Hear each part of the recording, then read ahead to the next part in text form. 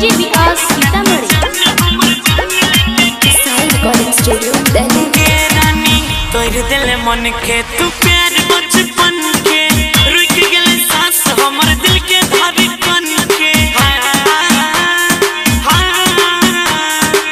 तोर दिल मन के तू प्यार बचपन के रुक गेले सांस हमर दिल के धड़कन के हंसत खेलत मुस्कान लेके गेले गे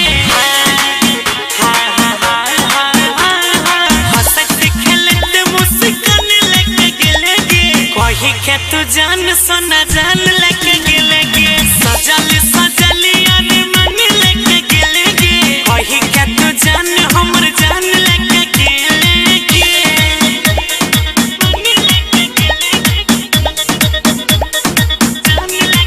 music by DJ Vikas Sitamarhi side recording studio Delhi तोहरे ध्यान रहो साझिया बिहान के